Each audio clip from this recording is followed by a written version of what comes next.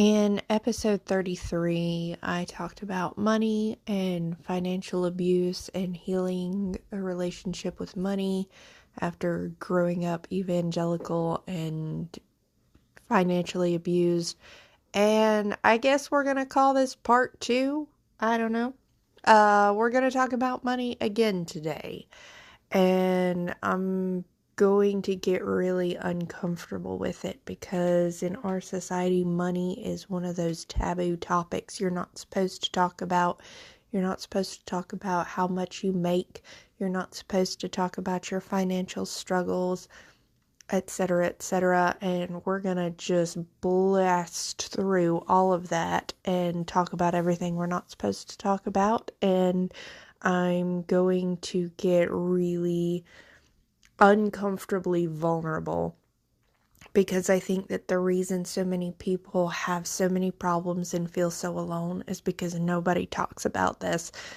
And if I'm not going to change that, then it's not going to change. And that's not saying that I'm the only one that can, but it's one of those be the change you wish to see in the world things. If not me, then who? And so today I'm going to talk about the fact that I'm feeling stupid again. Hi, welcome back to the podcast. My name is Naomi and this is Mosaic in Progress.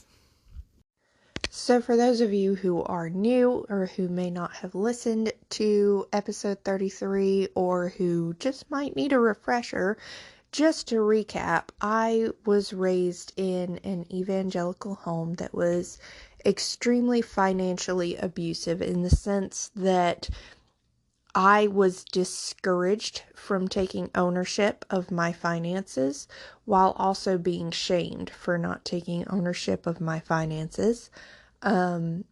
My dad frequently would tell me and my sisters as well, it wasn't just exclusive to me, that he would always take care of us. He would always make sure we were provided for, give us everything we need, blah, blah, blah, blah, blah. And then whenever he had to pay bills, or if he was paying for the car insurance for the car that he insisted that we have, and said that he would pay the insurance for, or cell phone bills that he insisted we have and insisted on keeping on a family plan and refused to accept money for these things, he would just guilt us, he'd throw it in our face. I'm paying these bills again. You're so expensive. Daughters are expensive. And it was just this constant cycle of I'm going to take care of you because I love you and you're expensive. And he would do the latter part like he was joking, but you could tell he really felt it and he really meant it, that he just was resentful of paying these bills, but he also did not want to relinquish control of them, and he would get angry if you tried to get off his family plan or whatever and take ownership of your car insurance or your cell phone plan or anything like that. Even after I was moved out, when I got on my own cell phone plan, been moved out for years, and he was so angry that I got off of his cell phone plan. I was living in not just a different house, I was living in a different state. And he was angry that I took ownership of my own cell phone plan. When I was a teenager, I begged my parents to teach me how to budget because my ADHD brain did not understand it. And I am really good at math. I am better at math than most people that I know, including some really smart people. And I don't say that to brag. I say that to give perspective. I can do math really well. I can do complex math really well. I took statistics in college for fun. I am really bad at functional math. And what I mean by that is I can do the equations. I cannot apply it to life. I could sit down and calculate up my expenses and subtract it from the income and make it all line up perfectly, but I cannot apply that to my life. And I'm going to pause there because the language that I'm using is very limiting, and I am trying to change that. I have so far been unsuccessful at applying the excellent math skills that I have to my life. Let's rephrase that. Let's reframe it, which is what this episode is about. Reframing things and healing from the financial abuse that you may have been through, or just your own bad relationship with money, whatever reason there may be for it. It doesn't have to be as traumatic as mine. Because when I think about spending money on things that give me pleasure, my mind goes back immediately to a little red stuffed dog that was in the CVS. And she was like a little poodle type dog, I guess. She had really floppy ears and like curly fur, and she was red, and she had a black nose, and she looked just like my mom's stuffed dog that she had that my dad had got her for Valentine's Day. He always got her a stuffed animal for Valentine's Day, except that she was inverse. Hers was black with a red nose, and I just fell in love with her immediately. And this is like my early signs of being an animist, before I knew what an animist was, that I would just see these stuffed animals and I would just feel so guilty, like I would develop a connection with them and I'd feel so guilty for leaving them behind. Well, I had my allowance money, and we were going in to get like a prescription or something, and I asked my dad if I could get it, and he's like, "Do you have money?" And I was like, "Yes." So I bought the little dog with my money, and I was really happy over it, and I was like snuggling her on the way out to the car, and we get in the car, and I'm like, I don't know, 9 years old. I might have been 11 tops. I'm thinking I was more like 9, because by the time I was 11, I kind of lost interest in stuffed animals. But we get out to the car, and I'm like snuggling this dog. I'm so happy to bring her home, and we get in the car, and he's like, "Just so you know, this is why you never have money for things. Because you're always buying it on little things and not thinking about it." Again, I was a child. Like, I didn't have bills. I didn't have, like, long-term goals at this point. There was never any discussion of, okay, well, we're going to take a vacation in 9 months, you know. If you want to start saving up your allowance for that, you can, or, you cannot. But, if you want extra things, it's up to you to save it. Like, there was no teaching of any kind of money management or planning ahead or anything like that. But I vividly remember the shame. And he shamed me so strongly for it. Like, you could feel his anger in the car. Like, he was so mad at me for buying this little stuffed dog with my money.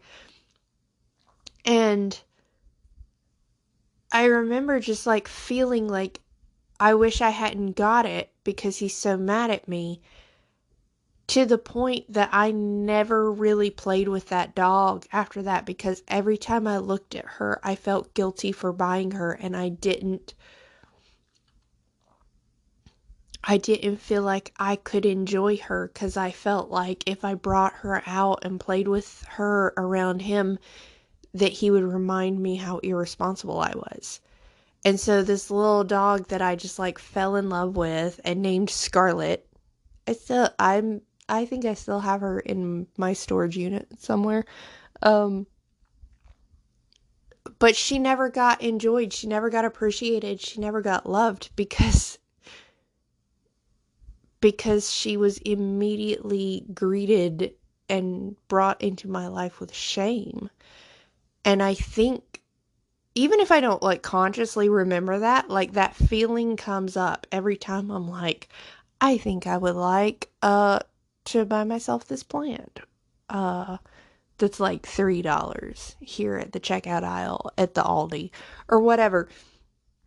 Like, that shame comes up every single time. Or If I miscalculate things, I'm like, I have plenty of money. I will be fine until the next payday. I'm coasting. I'm golden. Here's this, set of pipes on eBay. It's pretty inexpensive. I'm going to go ahead and buy it. It's less than $50. There's 3 pipes in the lot. And then I realized I forgot about like 3 things that were automatic payments that got deducted, and suddenly I have no money until payday, and it's like over a week until payday, and I beat myself up mentally. I am just the worst. I am so mean to myself in my head, so mean. Like, I take everything that my abusers put on me and any of my bullies and just like amplify it. I'm like, all right, I know how to be mean to myself. Let's do it really good this time. And the situation happened again this morning. Because, well, let's face it, I have ADHD. I have a lot of shame around money and money problems, and that has held me back from growing and healing and learning in that regard. And so I had a problem again, and I just jumped right back on that hamster wheel of beat Naomi up. Naomi's an idiot. Naomi's bad with money. And I was just sitting there trying to do my morning meditation and journaling, and just racked with fear and anxiety and shame, and just the sick feeling in my stomach, and just wanting to do everything to hurt myself, to shame myself, and feeling like the worst imposter. Like, I have this podcast where I tell people how to heal, and I already did a money episode. Why am I not better now? And I was just being really mean to myself.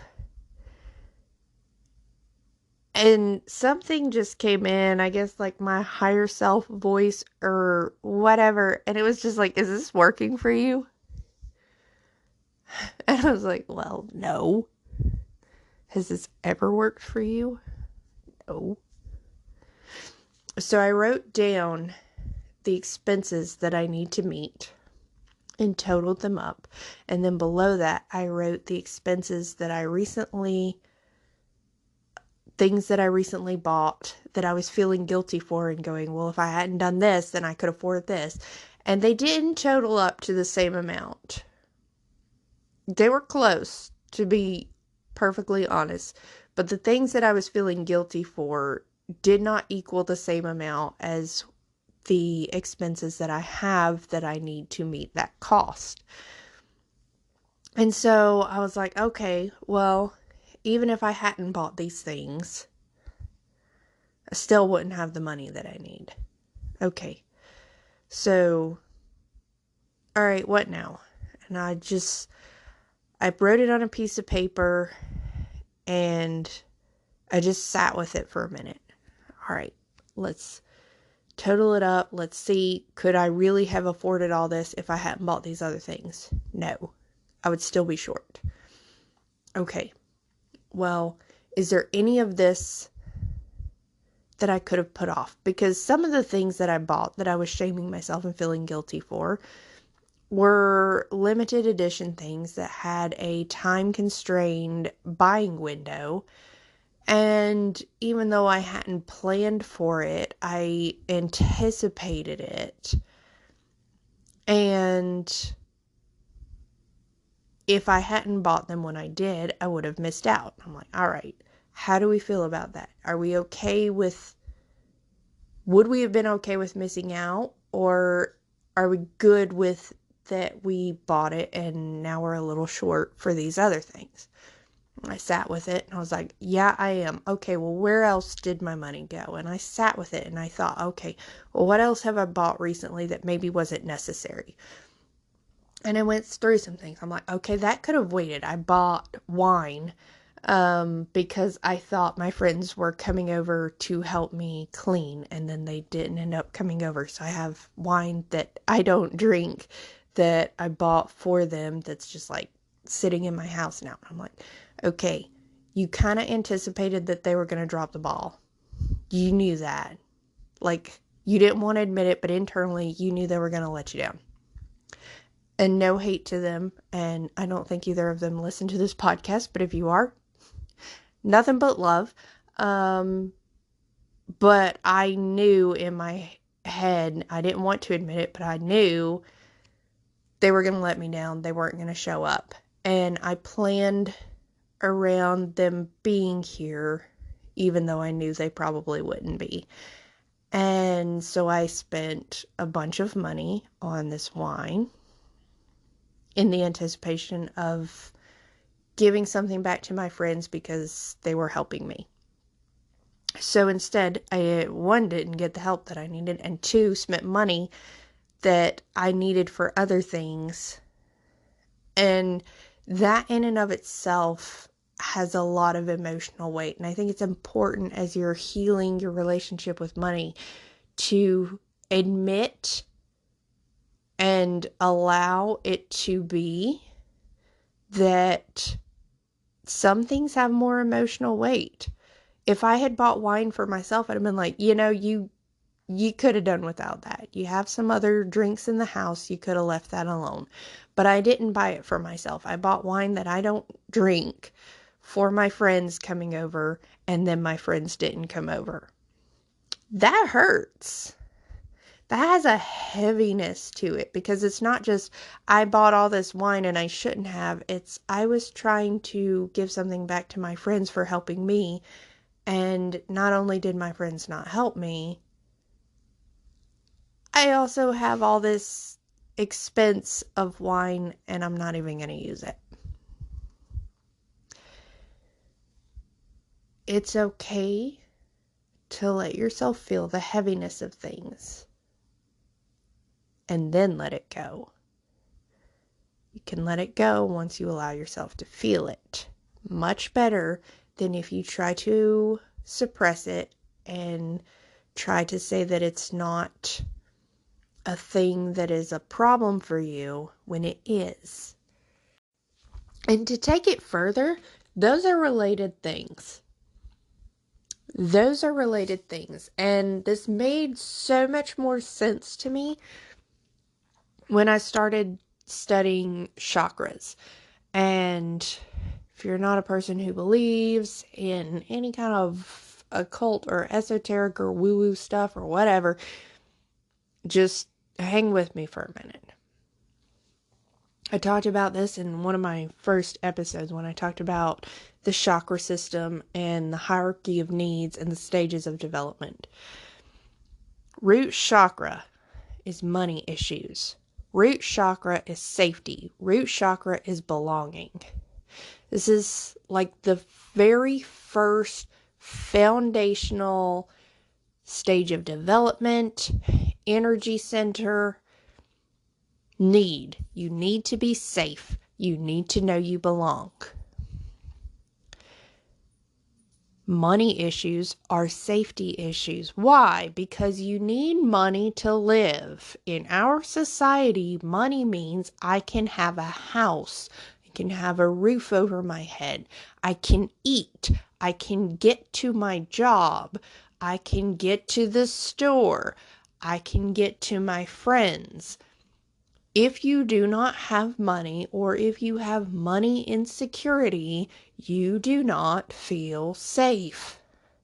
If you do not feel safe, your root chakra is unbalanced. If you do not have a community, a support system, a feeling of belonging, you don't feel safe. Your root chakra is unbalanced. So if you ask your friends for help and either no one will help you, they all say no, or your friends tell you they'll help you and don't show up, it's a root chakra wound. Feeling like you have no one you can depend on is a root chakra wound. This is why you see people hermiting. They withdraw. They stay to themselves because they don't feel like they can count on anyone. Now, there are people who will self-sabotage with this, and they will give unrealistic expectations, or they will ask people for help at the last minute, and then without, giving anyone time to plan around it, suddenly then, oh, well, see, no one ever helps me. Everyone always has plans. People will self-sabotage in this way to confirm their bias and confirm their wound. And that's another issue to work through. But if you have these confirmations constantly, whether you're fabricating them or orchestrating them or they are organic, if you have these confirmations that you're not safe and you don't belong, you will continue to have problems in this area with feelings of safety and belonging, with money issues and issues around your relationships with friends, family, your circle, tribe, whatever. Because it is very true that as you think you are, your thoughts create your reality. If you believe you are not safe, and you keep telling yourself, whether you're consciously telling yourself this or unconsciously telling yourself this over and over again, I'm not safe, I'm not safe, I'm not safe, I'm not safe. Nobody likes me, nobody helps me, I always have to do everything myself. I always have to structure my relationships. No one else shows up for me. No one else helps me. I need this. I need this. I need this. This is a language shift that I've realized recently that I've never even thought of before. If you think I need this, what you're telling your brain is you don't have this. What you're telling your brain is that it's not yours. It's something that you are lacking. You are aligning with a mentality of lack when you say I need. I need. It's telling your brain I lack. I don't have. And not just I don't have something I want, I don't have what I need. If you're needing it, you're saying you don't have something that is necessary. And so, as you think of these things, it's important to be very conscious of how you think of the things that you do need, because needs are needs, whether you have them or not. But to think of how you process how you're thinking about them and what message you're telling your brain. Is it, I really need a new washing machine? Or is it, I can plan for 3 months out, and if I'm making stuff up right now. If I cut out eating out twice a week, then I can have enough for a down payment on a new washing machine in 3 months and sign up for the payment plan that the store has and have it paid off by the end of the year. The reason why this is important is because our brain processes everything that we think and internalizes it into our subconscious. And if we feed it a negative mentality, if we feed it a mentality of lack, then it will put that into your subconscious and it will manifest that into your reality, whether you want it to or not. You have to be conscious of your thoughts and how you think about your life if you want it to be the life you create and not just what you've defaulted into unconsciously. And that was where I found myself this morning as I was freaking out over expenses and spending habits and still being in the same place. And I was just going, I'm stupid, I'm stupid, I'm stupid, I'm stupid. And I was freaking out. I was terrified. I was about to throw up. I was so anxious and upset. And then that higher self voice came in. It was like, is this actually working for you? Hon, take a chill pill. Is this like actually working for you? And I was like, okay. So I wrote out the things that I mentioned. And then I journaled. And I'm going to read you what I journaled. I don't think I've ever done that on the podcast before. I do some really good shadow work with journaling. That's kind of my go-to way to process things. I write. And I write much better than I speak. And getting it out and like literally getting it out of my system. It's on paper now. It's not inside of me. It's so freeing, and I process it so much better than I do in any other way. And it helps me to like look and see it and go, oh, there it is.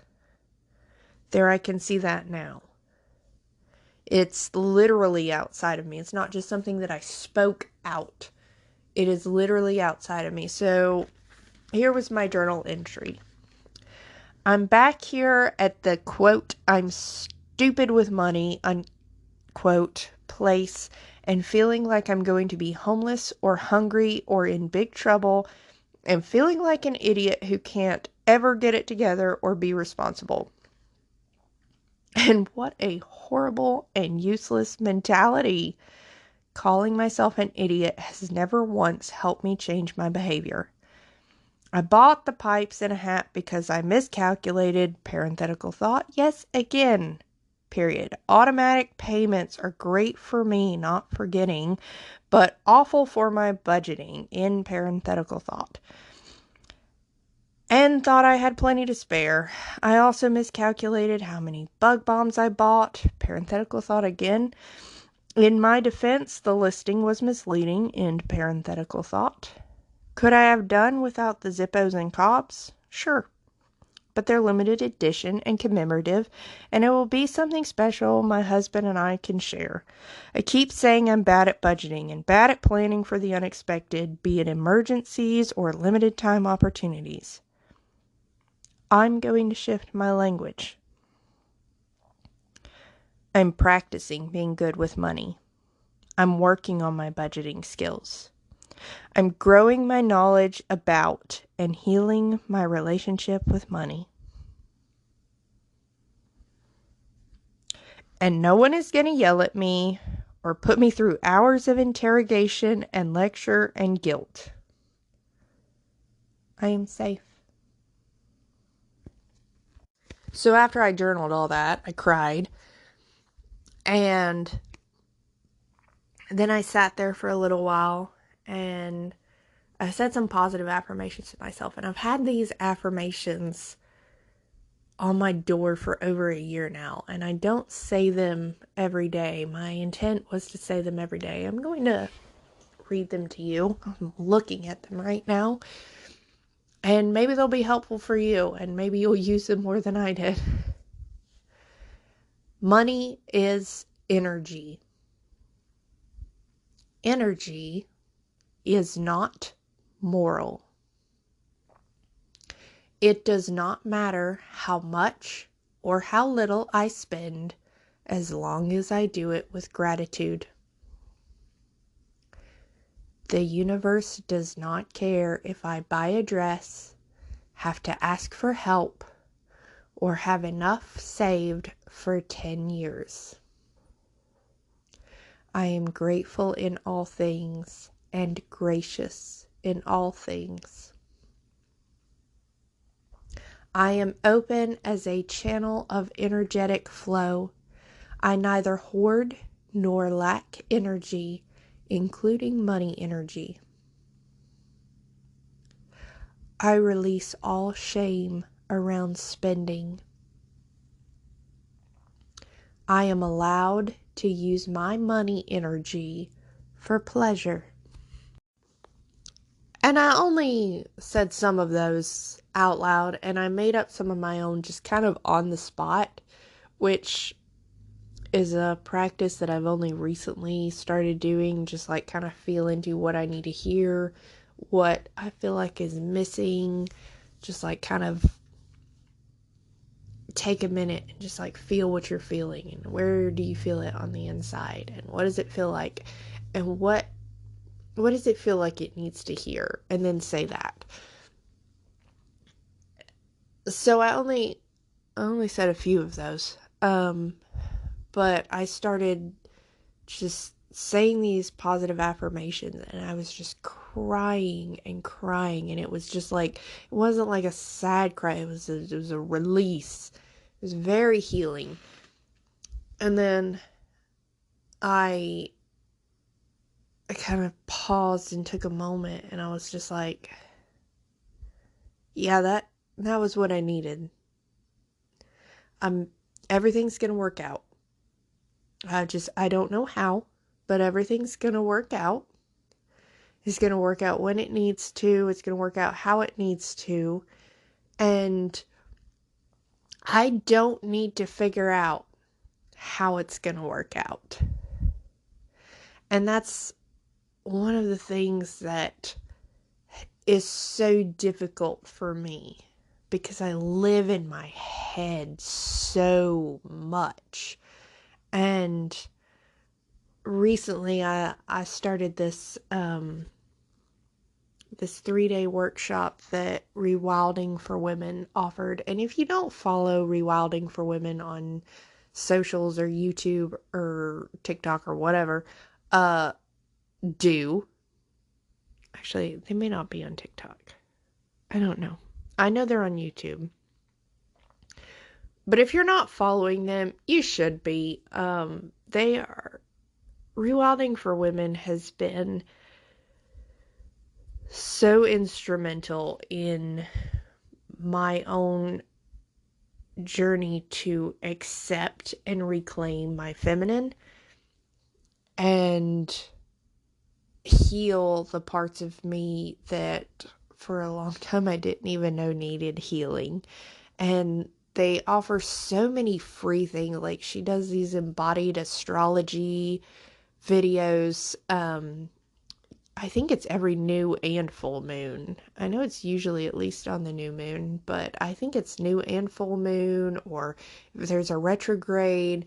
And if you don't know what embodied astrology is, she takes her knowledge of astrology and then she just intuitively feels into whatever it is that needs to be said. And if you just got turned off by intuitively feels, well, then please stay tuned, because I have an upcoming episode that's talking about the validity of intuition, and you're gonna want to hear that because it's gonna be fire. And honestly, I think I don't do this enough. Just kind of a side note tangent here. I don't think I recommend enough the things that have helped me. And this feels like a really good time to do that. I was recently thinking about some of the books I read that helped me so much in my early stages that I don't think I would enjoy or find as beneficial now. And I don't know if I would recommend them again to people, but they were beneficial for me for where I was at the time. For example, the book Boundaries. I read that while I was still going to church, and it was absolutely fucking life-changing for me. Everything about it created the me that I am today. The me who was able to walk away from my parents, to say, you don't get to have a relationship with me anymore because you don't love me and you are hurting me. It created the me that was able to move away and have a very limited relationship with my sisters because they were extremely judgmental and hurt me a lot. They treated me like it doesn't matter. It was because of that book, I was able to create the boundaries that I needed to create for myself to honor and love and respect myself. But that book is just riddled with the Bible. It is a Christian perspective book. And I honestly didn't remember that part of it that much. I kind of a little bit did. I tried to get my husband to read it. Well, I sent it to him on audiobook, and he's not a Christian, wasn't raised in the church, and he's found it very difficult to get through because it's very preachy. And I think about like Rachel Hollis's books. The first two books that she wrote, what is it? Girl Wash Your Face, and I don't remember what the second one was, but her first two books were life-changing for me. They gave me so much healing and so much perspective. And in Girl Wash Your Face, she talks about how a therapist suggested to her to set aside time every day to think about the traumatic event that had just given her such bad PTSD. Like, give yourself time every day, set a timer, 5-10 minutes, whatever. Give yourself time to think about it, and then it won't be an intrusive thought. And she was like, that's stupid. I'll do it though. And because of that, I created a morning meditation practice and gave myself time every day to think about being raped, to think about what I had went through.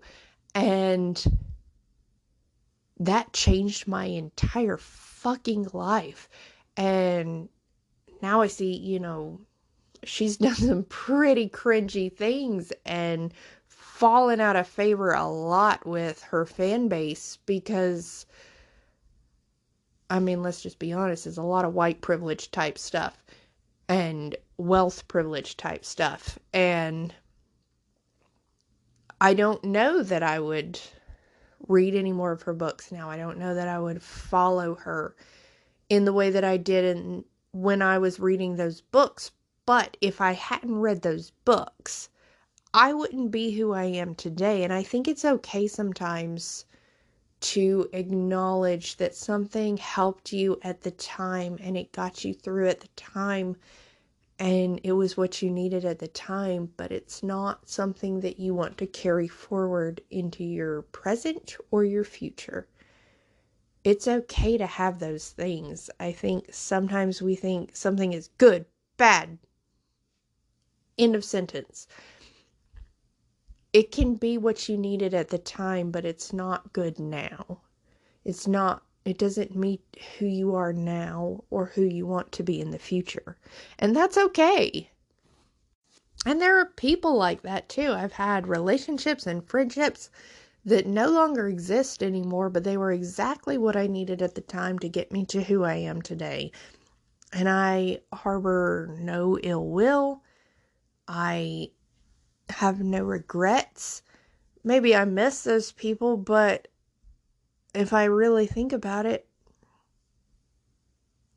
who they are now and who I am now would not be compatible. They would not be friends, and we needed to part ways to grow apart.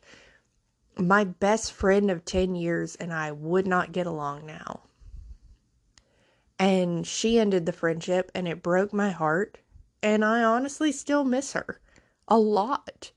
But I wish her very well. And she got me through some of the worst times in my life. And honestly, if she had not ended the friendship, I would not have grown in the ways that I needed to grow. I would have stayed stuck because her ending the friendship forced me into a different mentality. And it's okay to look back at things, say it was what I needed at the time. And that was a huge tangential thought. And I'm very aware it was, and it was intentional because sometimes episodes are a single column and sometimes they're a tree. And this one is a tree. But circling back around, Rewilding for Women was a really good resource for me. There's also a group on Facebook called She Wolves. Highly recommend following that if you're on Facebook. The books by Aidan Watcher, those came much later in my journey and once I was already fully accepting being a witch. But if you're kind of new to practicing and you want like a step-by-step instruction on how to practice magic and occultism, Aiden Watcher's books, he's got 3 books. They're green. They're called 6 Ways is the first one. The second one is Weaving Fate, and the third one is Changeling. You can get them all on Amazon. They're very easily digestible books, very short chapters, very practical approaches to magical practice. If you're interested in that, highly recommend those 3 books. If you're just interested in kind of challenging your evangelical mentality, or even if you aren't evangelical, if you want to get into a more kind of spiritually focused, without the religious focus, just spiritual healing and consciousness, Rewilding for Women, I've already mentioned. House of Herbie, I've really gotten into lately. Queen Herbie is a rapper. She used to be half of the band Carmen, and if you listen to the podcast House of Herbie, her husband, who was in Carmen with her, does a podcast with her. It's very much about like consciousness and creation and just kind of like getting over your shit to live into your purpose. It's very empowering. Like, even if I'm not paying attention that much to the words, even if I just kind of got it playing in the background, it makes me feel like I can do anything. And I love things that put me in that headspace that like anything is possible. I can do anything. And it's a really good one for that. Which, honestly, Rachel Hollis's books did that for me, which is why they were so helpful for me at the time. There's a book by, I'm so sorry, I cannot remember the second author, but Megan Watterson, and she collaborated with someone else. It's called How to Love Yourself and Sometimes Other People. That was one of the, like, biggest life-changing books for me. And also introduced me to Megan Watterson, who created the Divine Feminine Oracle, which is one of my most used oracle decks. And I'm reading another book from her right now that's called Mary Magdalene Revealed. I recently read the Gospel of Mary Magdalene, and both of those books have been pretty transformative for me and eye-opening in a way of giving myself another viewpoint as far as viewing spirituality from a place of love rather than a place of judgment, including Christian spirituality. One thing I have to say that was not helpful, though, and at the time I did think it was helpful, which is why I want to bring it up, was Dave Ramsey.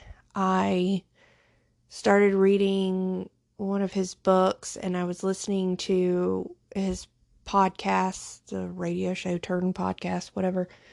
And I found it really inspiring, and it put me in like a really positive headspace of like, I can do anything. But the reason I say it wasn't helpful is because none of Dave Ramsey's tips are realistic. And Dave Ramsey didn't even follow his own advice. He got help from other people and exploited other people. So getting like basically condescendingly talked down to about how you're irresponsible by someone who was also very irresponsible, and not just irresponsible, but exploitative and dishonest, was not at all helpful for figuring out how to manage my finances. And a lot of his stuff just isn't workable and doesn't make sense. He says pay down your credit card debts, starting with the one that's the lowest amount to the highest amount, which doesn't take into account interest rates at all and isn't necessarily the smartest way to do that.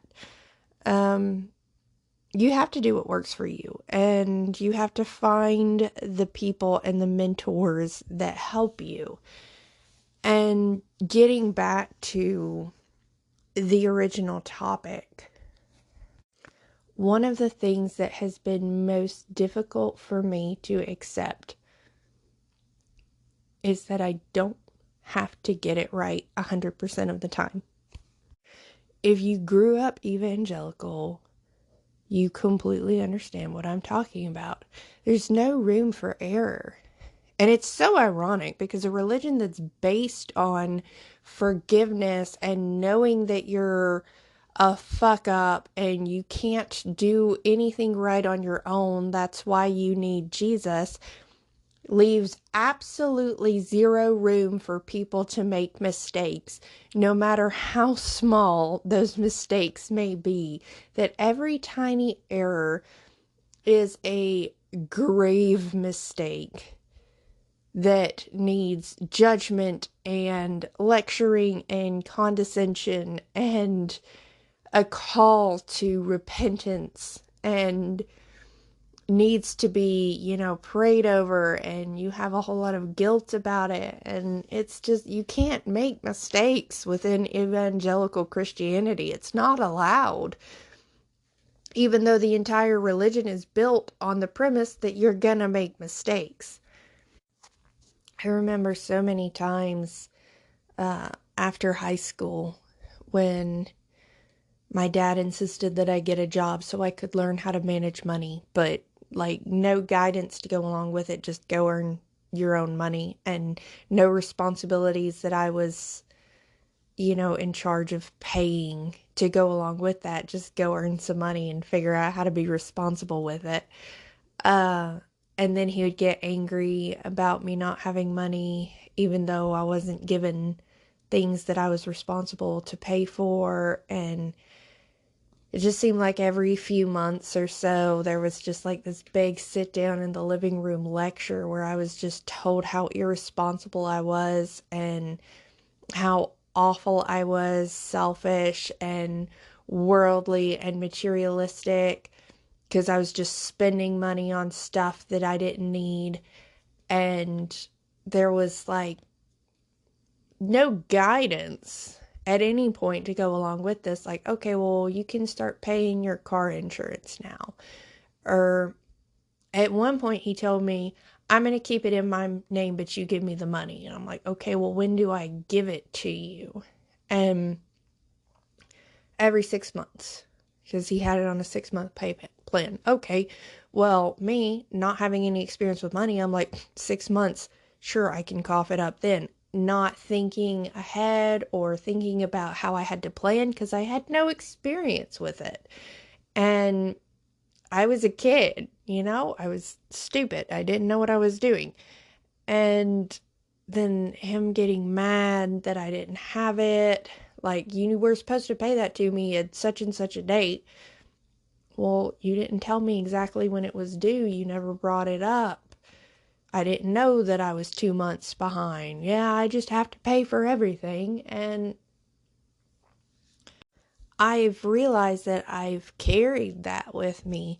That expectation that everyone will treat me like I've always been treated, which is just constant lecturing and guilt and shame and really emotional torture without an upfront listing of expectations. And it's one of the reasons why I'm so big now on communicating expectations with people and having those like, what do you expect of me? This is what I expect of you. Where are the boundaries in this? What are, the rules? What are your expectations? Here are mine. making sure that we're on the same page and understanding each other, because for most of my life I didn't get that.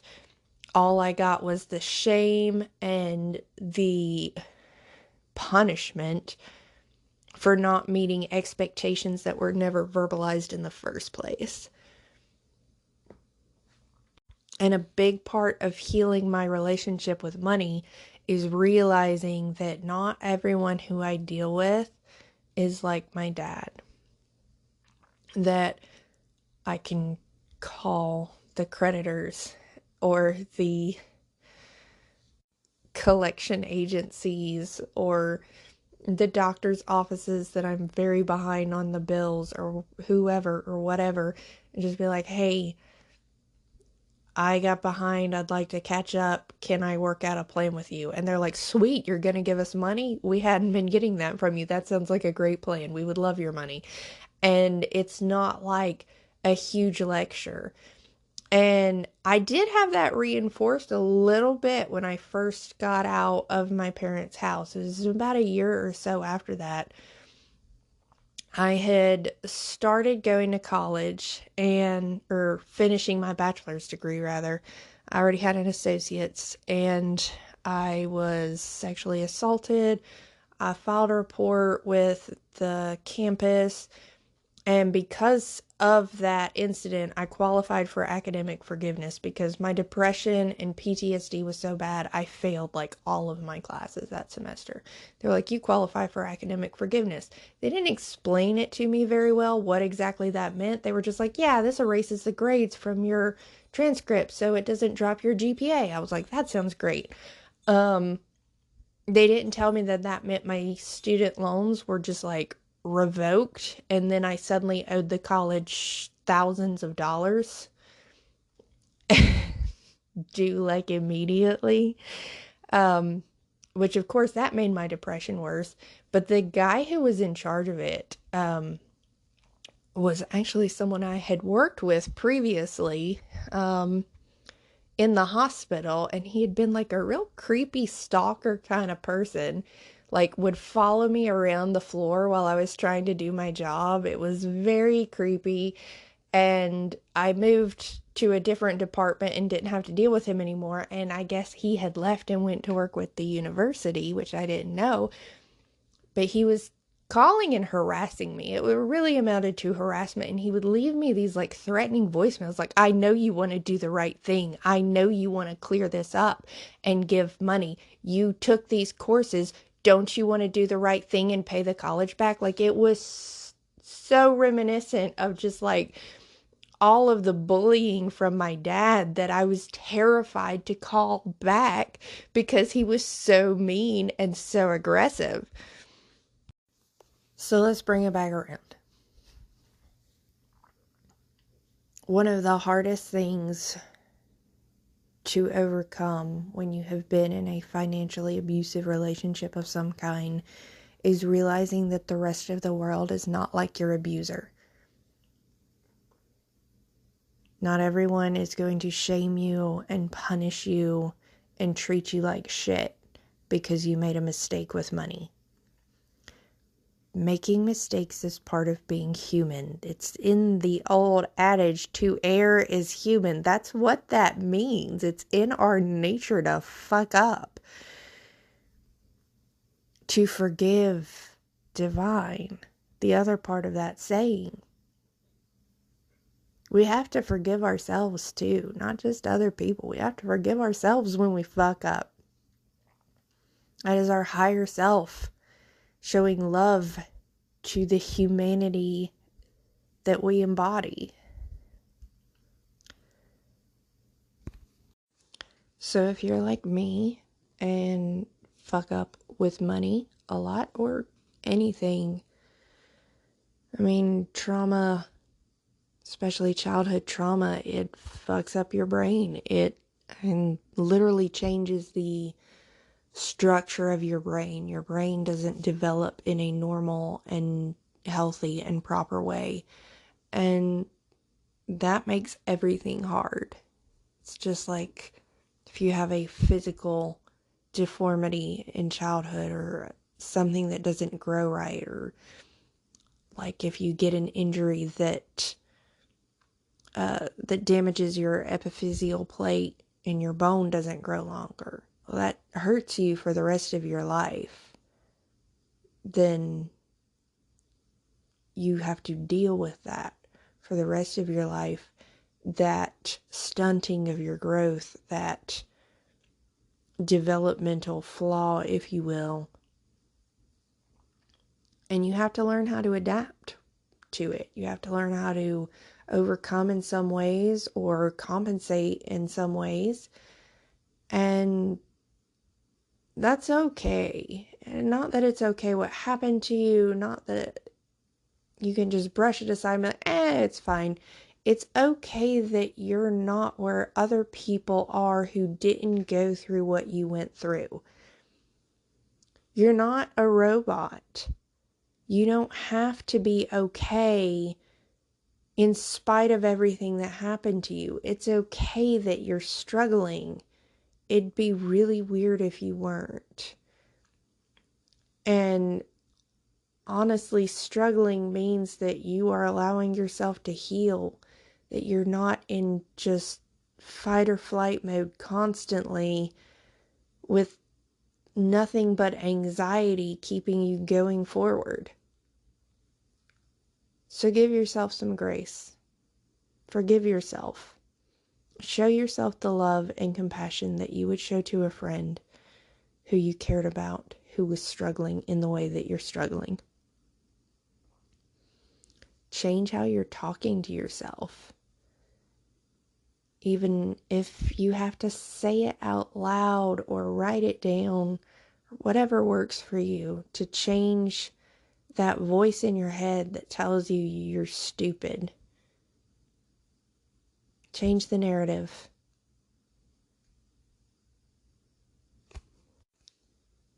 Because going through trauma doesn't have to be the story of the rest of your life.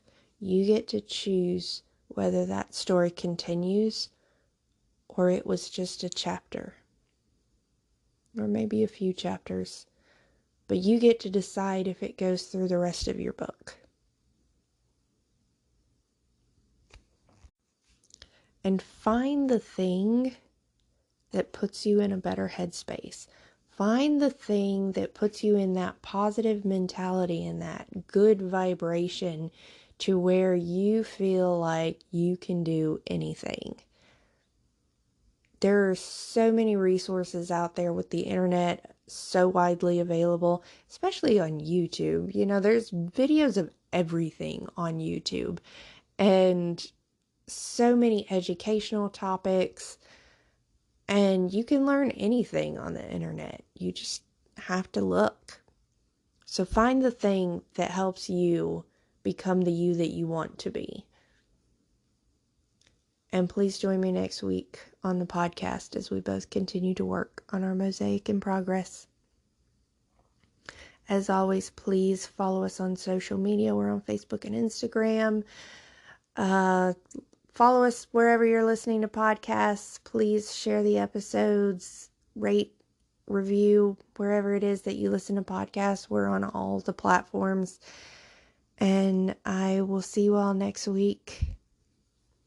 Have a wonderful week.